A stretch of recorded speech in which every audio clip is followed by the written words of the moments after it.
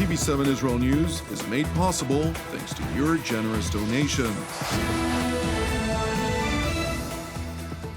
Shalom, good evening. This is TV7 Israel News broadcast to you from Jerusalem, and in today's top stories. Tensions are seemingly on the rise across Israel over the expected transition of power in Jerusalem. Outgoing Prime Minister Benjamin Netanyahu labels the newly emerging unity government as the greatest fraud in the history of politics. Designate Prime Minister Naftali Bennett calls on Parliament Speaker Yariv Levin to schedule an immediate parliamentary vote in order to ratify the new government as soon as possible. Tensions are seemingly on the rise across Israel over the expected transition of power in Jerusalem. In an unusual public statement, Israeli Security Agency Director Nadav Argaman issued a warning about an alarming rise of politically motivated threats and verbal violence and called upon elected officials from across the political spectrum, opinion makers, religious leaders, teachers, and all Israeli citizens to act by issuing a clear and decisive call to immediately stop the inciting and violent discourse. Argaman further asserted that the responsibility to calm spirits and rein in the discourse rests on all of our shoulders. He continued by warning that the current discourse is liable to be interpreted by certain groups or by individuals as one that permits violent and illegal activity that is liable, heaven forbid, to reach mortal injury. It is important to explain that the State of Israel, since its inception, has adopted a parliamentary democracy as its form of governance. In this context, when elections are held, every Israeli citizen above the age of 18 is granted the right to vote for one single party to represent them based on their personal preference. If one party manages to secure a majority of at least 61 mandates out of the Israeli parliament's 120 seats, it may form a majority government with its party chairperson as its prime minister, who, based on the governing system, is to be regarded as the first among equals. However, no political faction in Israel's history had ever managed to secure a single-party majority to form a government.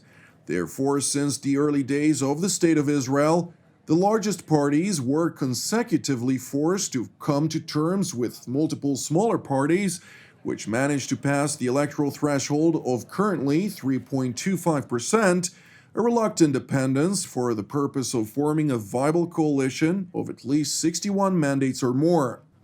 Meanwhile, over the course of the past 12 years, outgoing Prime Minister Benjamin Netanyahu's Likud party managed to form minority governments 4 consecutive times, the latter of which emerged after 1 year and 17 days of political limbo, which culminated when the leader of the opposition bloc, incumbent Defense Minister Benny Gantz, agreed to join a rotation unity government with the declared aim of dealing with the corona crisis, in which Netanyahu was designated to serve as prime minister for the first 2 years, after which Gantz would assume the post of prime minister for the latter half of the 4-year term.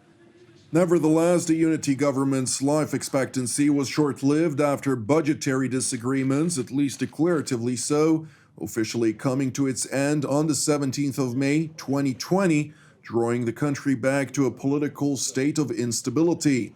Subsequently, elections were held once again for an unprecedented 4th time in less than 2.5 years, after which caretaker Prime Minister Benjamin Netanyahu, whose Likud party won the most mandates, 30 in total, received the desired presidential mandate to try and negotiate with a list of smaller parties the formation of a legally required coalition. However, Netanyahu evidently failed to attract a necessary majority under his leadership within a period of 28 days allotted to him under basic Israeli law. It is further worth mentioning that while Netanyahu could have requested of President Reuven Rivlin an extension of 14 days, he stopped short from doing so prior to the expiration of his mandate. Consequently, after a prompt marathon of consultations with the various Israeli party heads of May 5th, President Rivlin transferred the desired mandate to Yesh Atid chairman Yair Lapid, who he regarded as the candidate most likely to form a viable coalition after Netanyahu. Subsequently, after 4 weeks of political negotiations, Lapid formally informed President Reuven Rivlin that he had succeeded in forming a legally viable coalition of 61 mandates. The dramatic announcement effectively means that upon a parliamentary vote, after 12 years in which Benjamin Netanyahu became the longest-serving prime minister in the country's history, a transition of power is expected as early as Wednesday of June 9th. However, outgoing Prime Minister Benjamin Netanyahu remains hopeful. Up until the moment Parliament votes to ratify the newly emerging government, his only hope is to convince at least 2 members of the new coalition to defect by voting against the formation of the government, which would consequently force Israel into yet another round of election. ואני קורא להם, ברגע הזה, ברגע מאוחר, אבל לא מאוחר מדי, להתייצב ולהצביע לפי מצפונם נגד הממשלה הזאת שמסכנת את מדינת ישראל, סכנה שלא הכרנו שנים רבות. אני אומר להם שוב, השעה מאוחרת, אך לא מאוחרת מדי. אני קורא לכם לעשות את הדבר הנכון. לעשות את הדבר הנכון ולהצביע נגד ממשלת השמאל. ובכל מקרה אני רוצה להבטיח שאנחנו, חבריי ואני כאן בסיעת הליכוד, נתנגד בתוקף להקמת ממשלת ההונאה והכניעה המסוכנת הזאת, ואם חלילה תוקם, אנחנו נפיל אותה מהר מאוד. Despite Israel being a parliamentary democracy in which voters elect parties rather than leaders, Netanyahu maintains that the new unity government constitutes the greatest election fraud which Israel had ever experienced. אנחנו עדים להונאת הבחירות הגדולה ביותר בתולדות המדינה, לדעתי בתולדות הדמוקרטיות. אני מחפש דבר מקביל, יש לי כמה חוקרים, לא מצאו הונאה כזאת, אין דבר כזה. ולכן אנשים מרגישים בצדק, מרומים, הרבה מאוד, והם מגיבים לזה. אי אפשר לסתום להם את הפיות.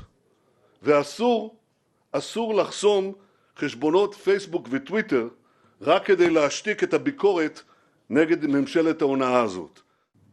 Netanyahu's latter remark, in which he voiced anger toward Facebook and Twitter, is referred to a separate decision by the two organizations to block a number of accounts that published the address and phone numbers of 2 members of the newly formed coalition who are reportedly struggling with their decision.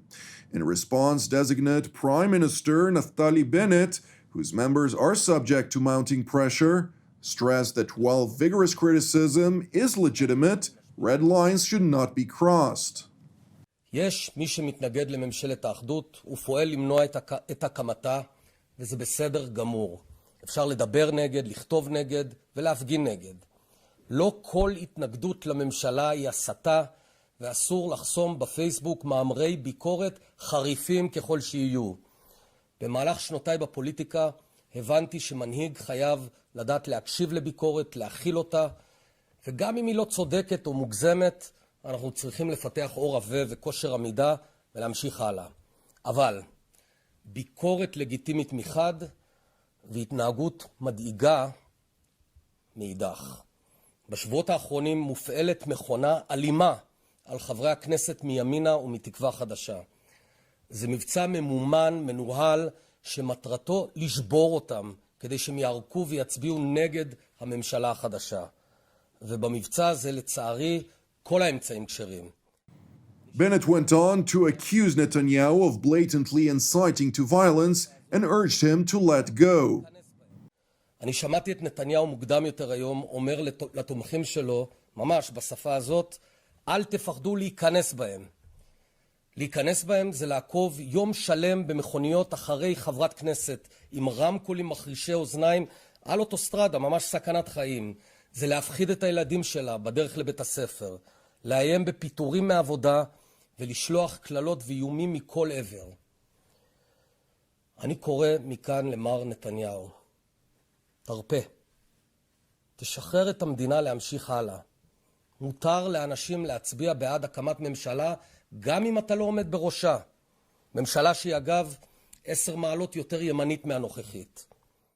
Bennett further highlighted that with God's help, a new government will be formed in the next several days, as is expected within any functioning democracy, which the state of Israel aspires to be. בעוד מספר ימים נשביע בעזרת השם ממשלה חדשה. כדרכו של עולם, חלק מהמפלגות ייכללו בה ואחרות ישבו באופוזיציה. ממש כמו שאנחנו בימינה מתפקדים עד עצם ימים אלה כאופוזיציה לממשלה הנוכחית. זה הכל. זה לא קטסטרופה, זה לא אסון, חילופי ממשלה. אירוע רגיל ומובן מאליו בכל מדינה דמוקרטית. תראו, המשטר בישראל הוא לא מלוכני. לאף אחד אין מונופול על השלטון. כל שלטון מטבע הדברים, כשהוא מסתאה ומתנוון אחרי הרבה שנים, הוא מוחלף וחוזר חלילה. זה מחזור החיים הבריא בכל מדינה נורמלית. הממשלה החדשה תעמוד בסופו של דבר למבחן העם. It is worth noting that the Israeli parliament, or Knesset in Hebrew, is currently chaired by Speaker Yariv Levin, who is a staunch ally of outgoing Prime Minister Benjamin Netanyahu. According to law, Speaker Levin must convene parliament for a vote to ratify the new government no later than Monday next week, June the 14th, even though he could also do so later this week as early as Wednesday. Thank you for watching us. As part of TV7 Israel's prayer initiative, I would like to encourage you today to join the team and me here in Jerusalem to lift up the Kingdom of Jordan once again in prayer for its salvation and peace, alongside prayers for our persecuted brothers and sisters around the world, in addition to our ongoing prayers, of course, for the peace of Jerusalem and the salvation of Israel. I'm Jonathan Hassan, wishing you a Shavua Tov U'Mevorach, and we will see you again tomorrow at the same time.